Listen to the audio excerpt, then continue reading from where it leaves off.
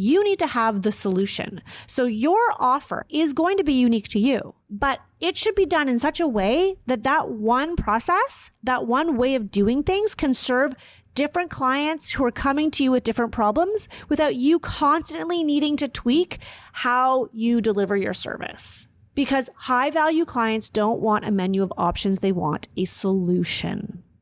All right. I'm Rebecca Hay, and I've built a successful interior design business by trial and error, podcasts, online courses, and so many freaking books. Over the last decade, I've grown from an insecure student to having false starts to careers, and now I'm finally in the place where I want to be. Throughout my journey, it's been pretty obvious that I'm passionate about business and helping other entrepreneurs do the same. Each week, I'll share tangible takeaways from my own experience and the experiences of other badass women to help you build your confidence and change your business. Hey, it's Rebecca, and you are listening to Resilient by Design. Today, I want to talk about attracting clients who value your expertise. I want to talk very specifically about your service, about what it is that you do. What is your service offering? What are the services that you offer? Like, what is it that you do to help clients? Because there's so many different types of services out there, and there is no one right answer. But, and I say this inside Power of Process all the time, you need to pick one. This is going to change your life. So hang in there. Today's episode is going to be a doozy. Do you sometimes feel like you're bending over backwards for your clients? Like they ask you to jump and you basically say, how high? Or maybe they just don't appreciate your work. Or maybe they don't say, oh my God, that's so amazing. It looks amazing. It looks so good. Or maybe they're questioning your pricing. If this is you, you're not alone. But the good news is it doesn't have to be this way. So what happens is you start offering a smorgasbord, a charcuterie, if you will, of services that potential clients can pick from. Because we believe as service providers, the client is always right. We want to meet the client where they're at. We can do all of these things. So we will make sure that we make ourselves available to do all these things. So we say yes to everything. But then what happens is we spread ourselves too thin. We're tired. The clients then are frustrated. They become more demanding. We jump through one hoop. So then the client's like, well, they jumped through the first hoop. I'm going to now see how far they can jump through the next one. When you give an inch, they take a mile. Can you relate? I know this has been a lot of learning for me. And I do see it a lot with my students when I talk to them about this concept. The concept is one core offer. Inside Power of Process, I have an entire lesson about it actually, how you need to have a single core offering. And the reason I use the word core is because I'm not saying that you can't add on and have additional offerings. However, I believe, and I have experienced this firsthand, that having one single core offer, one type of service that you are known for, is going to be a game changer for you to attract the clients who truly value what it is that you do. If you want to level up and attract higher end clients and you want to make more money, then you need to get clients who want the service that you're offering. And a lot of that is going to come down to understanding what your offer is and how you can do it better than anyone else. I can tell you that high-end clients do not want a menu of options. They want you to have the solution to their problem. When a potential client comes to you, they're not necessarily knowing what the solution is. Like they know that you have it. Let's use an example, kitchen renovation. They're not happy with their kitchen. They need a designer because they want a new kitchen, but they want to make sure that this time the kitchen ticks all the boxes. They want to make sure that their kitchen is done right. If they're going to invest a ton of money, then they want to make sure it's done right. And damn, wouldn't it be nice if it also looked really beautiful and maybe unique, like something you could see in a magazine? Oh, that's what they're coming to you for. They're not coming to you to place orders. If they are, there's probably not the right client for you because you're not going to have any freedom to be the designer.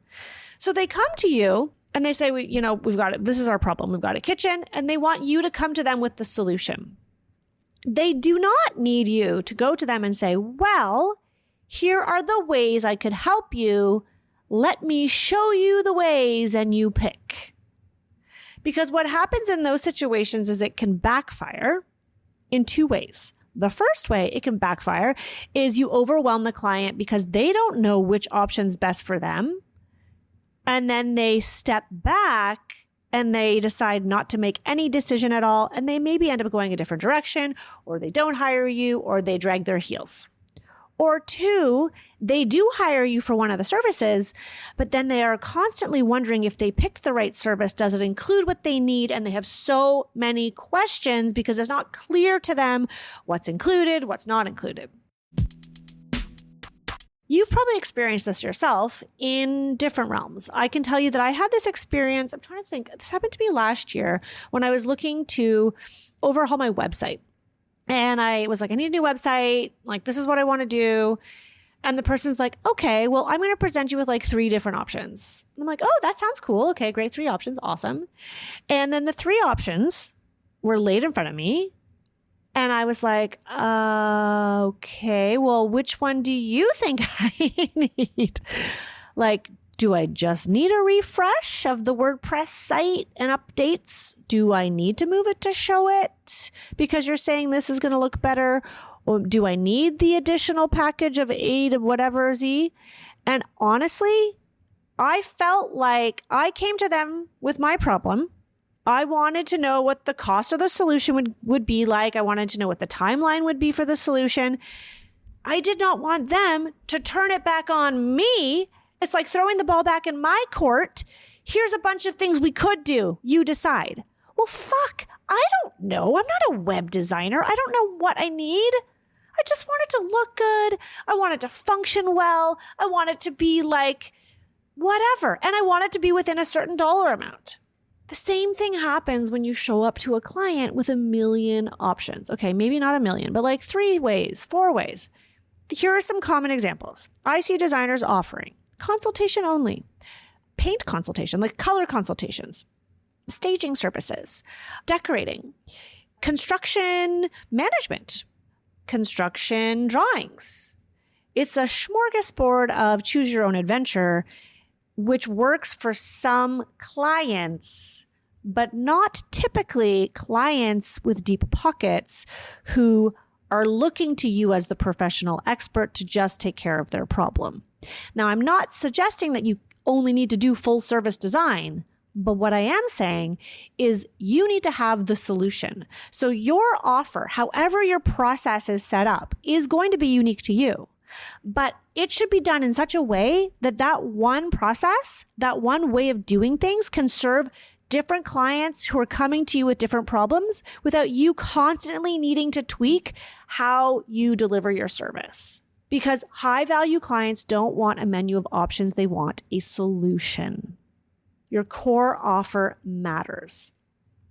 I want you to take a minute and consider, what clients have you had in the past where the service was exactly what they needed and it was their solution?